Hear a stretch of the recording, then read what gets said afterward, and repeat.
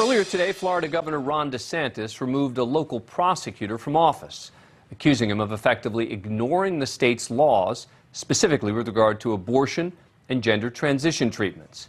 And based on the broad powers given to the governor, this suspension is tantamount to a firing.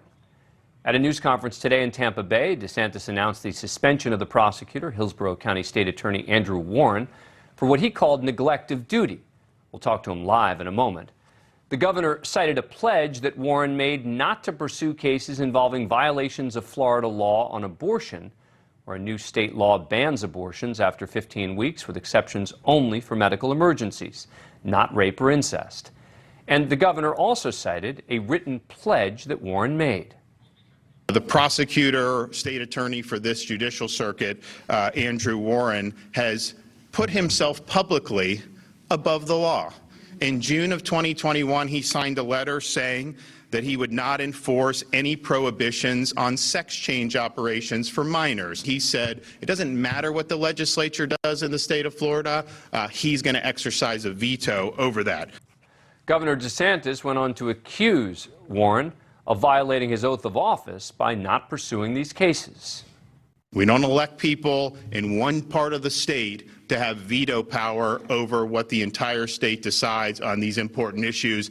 The Constitution of Florida has vested the veto power in the governor, not in individual state attorneys. And so when you flagrantly violate your oath of office, when you make yourself above the law, you have violated your duty, you have neglected your duty, and you are displaying a lack of competence to be able to perform those duties.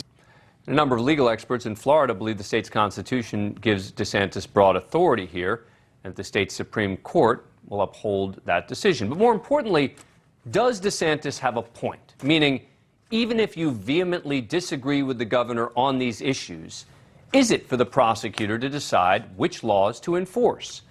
Joining us now to respond to that question is the suspended Hillsborough County State Attorney, Andrew Warren. Thank you very much for coming on the program. Appreciate it. So what do you... Yeah, my pleasure to be here. What do you say to that argument from the governor? Well, first of all, let's take a step back, right? I mean, this is a flagrant violation of one of the most fundamental values in our democracy, which is that the people, the voters, elect officials to serve.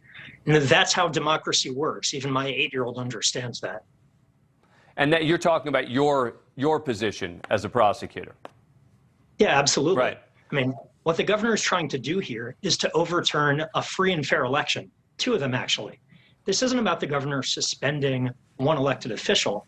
This is about the governor suspending democracy, saying that because the governor disagrees with how I'm exercising my discretion, and just put aside for a moment that I haven't even exercised that discretion yet because the laws aren't on the books, but because he's disagreeing with how I may exercise my discretion, he has the power to overturn an election when the voters decided that they want to be in office to be their state attorney. I'll get to the sort of the legal questions about that in a moment, but I want you to address the question I asked at the beginning, which is the role of a prosecutor, right?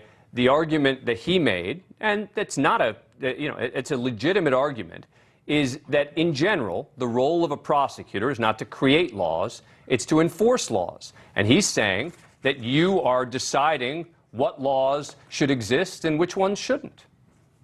Well, he's saying that, but he's living in his universe of alternative facts because it's not true and it's not what I've said at all. What I've said is that I'm going to make sure that I'm using resources to promote fairness, safety, and above all, safety of our neighborhoods. So we want to make sure that we're doing everything in our system to keep our community safe. And if using resources to prosecute someone for having an abortion, a law, by the way, that was held unconstitutional in the state of Florida, is not a good use of resources, that's not where we're going to put them. I have said, by the way, in every single case that the governor is talking about, in all these situations, that I will, as I always have, look at the facts of the case and the law and make case-by-case evaluations. The governor conveniently ignored that because it doesn't fit his agenda for running for president on the backs of and trampling over the voters in Hillsborough County. So what do you make of the argument that you signed these pledges not to pursue those cases? Well, it's not; those weren't pledges not to pursue cases. So what I said was that I wasn't going to prosecute abortion And I said that in the context of, one, we would look at cases on an individual basis, but that prosecuting private medical decisions don't further the goals of the criminal justice system of safety and fairness. Now, that law on the books has been ruled unconstitutional. And when I became the state attorney, I put my hand on the Bible and I swore to uphold both the US and the state constitutions. I'm doing that. The governor is the one ignoring the law. That law is unconstitutional. I said, I'm not going to enforce an unconstitutional law. If the Supreme Court changes its tune and goes back and reverses 50 years of law in Florida and says, okay, that bill is constitutional, then I will, as I do in all cases, look at the merits of every individual case before making a decision. You made the point that, in effect, the governor doesn't have the power to do this, and yet we did speak with a number of Florida legal experts who say that it does seem that under the Florida Supreme Court's rulings that he probably does have the power to suspend you. Not true? Well, that's something that the lawyers can figure out. I mean, the reality is that what the governor is trying to do is overturn an election here. And the way our democracy works in Hillsborough County and in Florida, and last I checked, in the United States of America, is when people don't like the way their elected officials are serving that capacity, they vote them out of office. I've been voted in twice. The voters know what they were getting when they voted for me, and I've done exactly what I said I was going to do. Are you going to fight it? And if so, how? Well, we're looking at the avenues. I mean, right now, I want to continue serving the community that I was elected to serve. Unfortunately, an armed deputy showed up with no notice, told me I had to leave the office. I was trying to figure out what country I was in. That's not the way our country, our state, and this county work, that the governor gets to decide who's in elected office. Andrew Warren, thank you for coming on the program. Appreciate it.